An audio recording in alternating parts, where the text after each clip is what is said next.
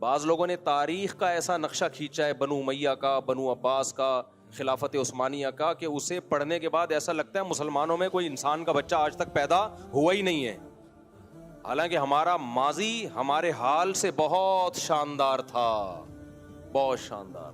ایک صحافی نے کہا کہ دیکھو مسلمانوں نے آپس میں اپنے آپ کو اتنا مارا ہے، اٹلی تک ہماری فوجیں پہنچ گئی تھیں، یورپ فتح ہونے والا تھا، لیکن ہم نے ہی آپس میں بغاوتیں کر کے بیڑا غرق کر دیا۔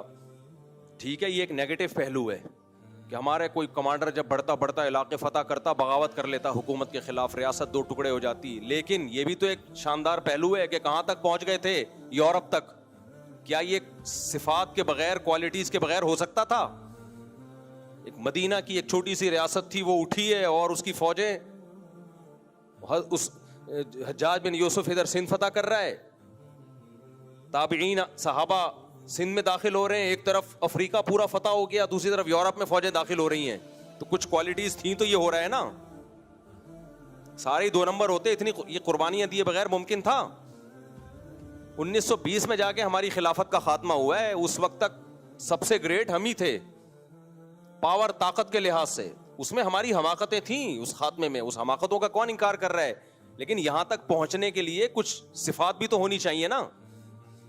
ہاں، ہمارے اندر کچھ خرابیاں تھیں جو ہمیں تنقیدی نظر سے دیکھنی چاہیے، ان خرابیوں کو دور کرنے کی کوشش کرنی چاہیے۔ سب سے بڑی خرابی پتہ ہے جس کی وجہ سے ہماری ریاستیں تباہ ہوئی ہیں، ہماری خلافتیں ختم ہوئی ہیں، وہ ٹیکنیکل فالٹ کیا تھا؟ ہم نے اپنی ریاستوں کی قدر نہیں کی، ہم نے انڈیویجولی بادشاہوں کو، خلیفاؤں کو دیکھنا شروع کر دیا۔ بنو امیہ جیسی تیسی تھی، اس کے دور میں اسلام بہت پھیلا ہے، جو ان کی خلافت جیسی بھی تھی، بہت پھیلا اسلام۔